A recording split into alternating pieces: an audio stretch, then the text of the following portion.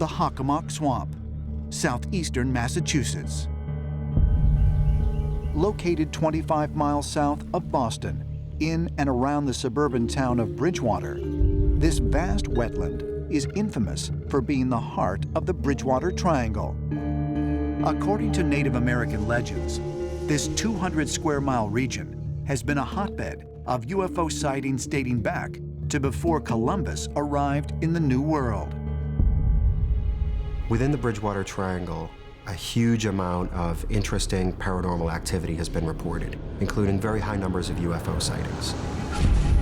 Some people speculate that maybe it's the presence of the Hockomock Swamp.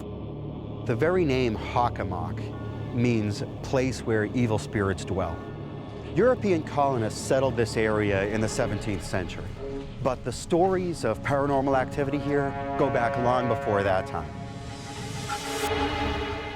Time and time again, we see stories about beings that live in the sky, flying canoes, what are apparently spaceships that land, people that get out and interact with the Native Americans.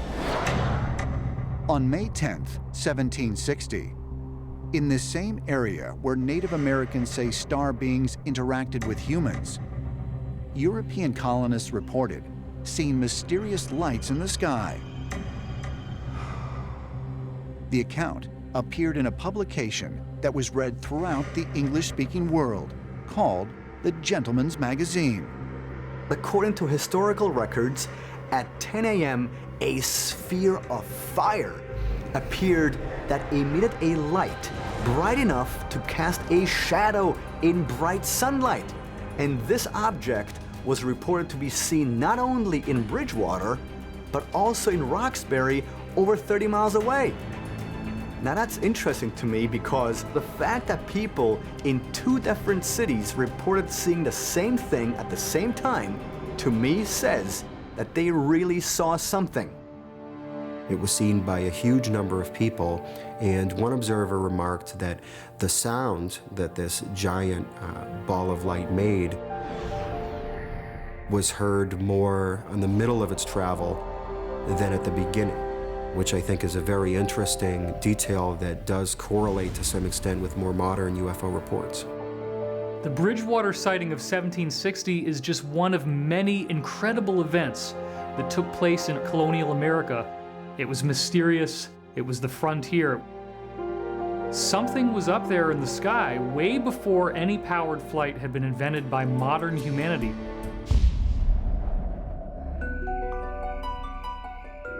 January 25th, 1967. South Ashburnham, Massachusetts. 30-year-old Betty Andreasen is in her kitchen after dinner while her mother, father, and 7 children are in the living room. Suddenly, the power goes out.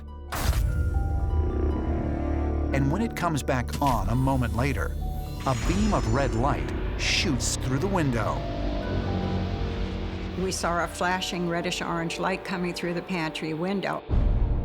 5 beings entered my home right through the wooden door. They had large black eyes, tiny nose, thin slit mouth, tiny holes for ears, a large bulbous head, and I was quite shocked, wondering what is this, you know? At that point, I was taken up into the craft. Betty ends up going with them to some place that she thinks is their world. And she said it was more vivid than life itself. Betty Andreasen's reports are very detailed and thorough. There's lots and lots of specific drawings that she makes of technology on these ships. This is before the era that anybody was talking about this stuff, so it was a totally unique experience for her. A devout Christian, Andreasen describes her abduction as a religious experience. The only thing I could think of that they must be angels for them to be able to pass through the door like that and to take me through that door the same way. But for ancient astronaut theorists, this encounter is most significant because of how these strange beings identified themselves. They said that they were the Watchers. Harvard University, 1976.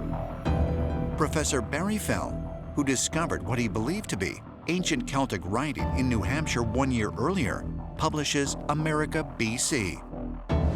In it, he argues that long before Christopher Columbus reached the shores of the New World in 1492, America was visited by the Druids, a high-ranking priest class of the Celtic people who first arose in northern Europe around 800 BC.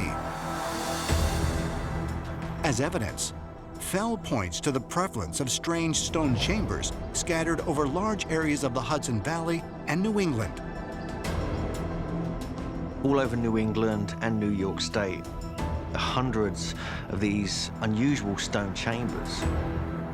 Many of them are thought to be colonial root cellars, where local colonialists would place their vegetables in for storage. If they're root cellars, if they're just for where the colonialists would place their vegetables, then why are they so far out in the middle of nowhere? And why were some of them being reported by colonial people as they moved into this area, even as far back as the 1600s? There were stone structures all over the place, but they weren't things made by settlers because there'd never been any agriculture in those woods. You can't grow anything there. Many of them have stone flooring, and stone is not the best material for keeping crops. The coal seeps through and destroys the crops. But there was something else. We've dated charcoal that we found within many of these structures, and they date back to about 3,000 years ago. I think that the stone chambers, which are dismissed so often as root cellars, are not root cellars. I've been in a couple of those chambers, and that is no root cellar, believe you me. Professor Fell also noted that the chambers accurately line up with astronomical events like the solstice and the equinox, just like ancient Celtic megaliths in Europe. Could Professor Fell have been right? Were these chambers built by the ancient Druids of Northern Europe? There's been a lot of discussion over the last century about if these chambers are actually part of an ancient Celtic or Druid tradition that came over from Europe. They're virtually identical to the Neolithic structures we find throughout Europe that were created by the Druids for the purpose of meditation, as observatories of stellar phenomena, and perhaps even other more mysterious purposes. There were all types of legends that people from Europe came here a long time ago and explored the east coast of the United States from New York, Connecticut, all the way up to Vermont and Massachusetts. And they actually built these structures with a Druid priest, and they were used for ceremonial purposes. Cambridge, Massachusetts. The Massachusetts Institute of Technology is home to some of the world's greatest minds. MIT researchers are on the forefront of innovation, including the development of wireless transmission of power. Efficient wireless transmission of electricity has eluded scientists for years. Radio waves, microwaves, and even laser beam transmission of power have fallen short. But in 2007, MIT researchers were able to safely transmit power wirelessly 7 feet across a room. A feat heralded as a first step to cutting the power cord. Incredibly, a world in which all electrical devices would be automatically powered at all times, requiring no charging or wires, was envisioned more than a century earlier by inventor Nikola Tesla. And by some accounts, he was close to actually achieving that goal. ideas of Tesla for wireless power have only been briefly investigated by various scientists. And the tests that were done by Tesla in 1899 to 1900 in Colorado Springs verified the fact that the use of wireless was actually possible. Tesla went out to Colorado Springs to see if he could send electricity miles, which is a tremendous achievement. But he had a huge tower, and there was 200 feet to the top. His assistant was located at the laboratory, and Tesla said, when I give you the signal, I want you to throw the switch and fire up the wireless system. And Tesla probably walked 4 miles away. Tesla inserted light bulbs into the earth to see if his tower was in fact creating a wireless circuit with the ground. If so, the bulbs would light up. These light bulbs were being lit. So he was able to establish that he could transmit electrical power over great distances. But he did keep it a secret. He even kept the mechanics a secret from his assistant, who didn't totally know all the details of what he was doing.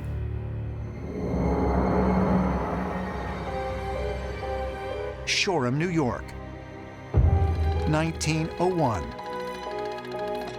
Tesla convinces banker J.P. Morgan to give him $150,000 for the construction of a radio station. But instead, he uses the money to build a giant wireless transmitter he calls Wardenclyffe Tower.